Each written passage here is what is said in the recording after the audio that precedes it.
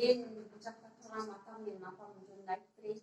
Былтыр ушул Европага кетип калдык. Эже мен саякатка асыр эже менен таанышып калдым. Анан ошондо кетип атканда айтканда ушул бальзам тууралуу мага кеңеш берген. Анан кийин кышында апам астма эле. Ошол астмасы козгоп, өтө жаман акыбалда калды да. Анан кийин эмне кылышын билбей биз Ысыккөлгө жөнөттүк апамды.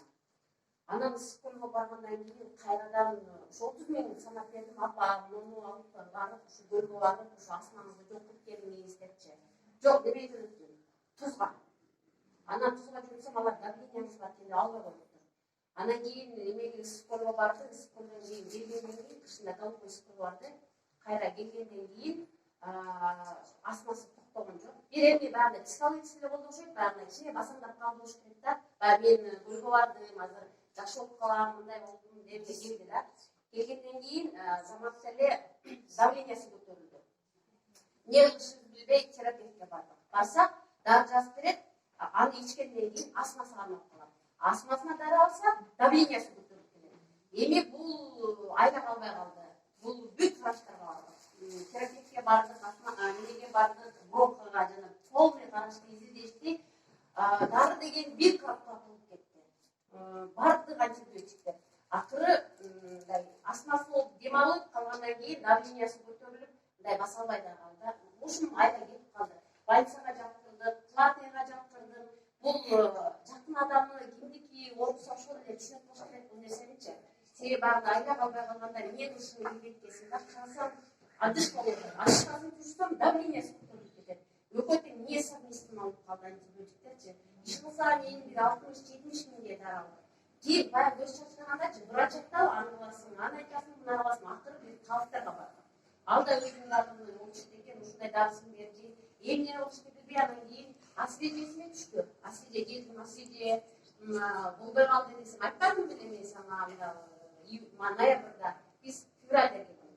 Февралда келип асвеже жазам бердим, анан берди. Ошол менен ошол болуп аткан эле мен кичинекей сиңдим эмне болуп калды, паллиатив болуп калды. Кышында биз оорулар болбойт го.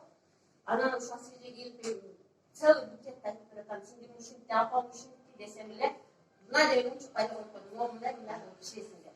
Анан келип ише баштадым. Биринчи күн, экинчи күн дегенде эле уже баягы адам оорубай калса унутуп калып кетсин оорунучу. Баягы ичип атыштан атам сахар эле. Атам да сизде сахарга атама да берди. Ушинтип 1-2 айдын ичинде кантип сакайып кеткен билбей калдым. Давление да жок, астма да жок. Анан атамдын сахары жок. Ушу менен февраль, март, апрель, май 5 ай иштеби. Азыр учурда менин атам больницада. Ковид. 70 жашта 2 немесин пневмония. Мен 14 күн обсервациядан чыктым, өзгөчө.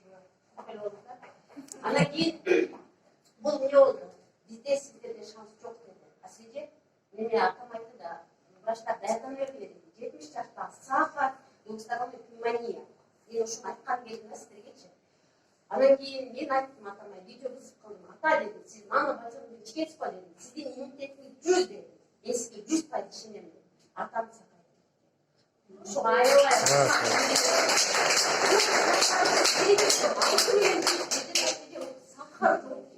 Сахары да жок экен, двухсторонний пневмония. Биз билбей калдык, 15 күн температура болуп, частныйга жаткырып, бөйрөктөн деберди саат калса ковид экен. Кийин анан кийин алып барып жаткырдык. Жаткырганда врачтар айтты, шанс жок деди. Бирок атам выжил. 70 жашта сахар менен. Акасы мына неме койту, жок койту. Сахарды дагы иммунитети 100% болгон экен, выжил. Благодаря этому бальзаму. Ошон үчүн азыр мен эртең айткан эле чуркап жетип келдим. Мен ушу айтайынчы адамдарга. Болгон окуя булчу. Эртең чыгат болсо бул азыр коркунуч жок. Врач менен дагы алганы келдим азырчы. Канча болсо бере берем деди да. Себеби мына ата-эне 70-80 жашка келгенде балага каярып калат да бирок болочу. Эми баланы ошон үчүн бакса керек, ата-энечи. Эмне караганда эмне кылат экен ошо эмне болгондо эле ошо кимдин колунан келсе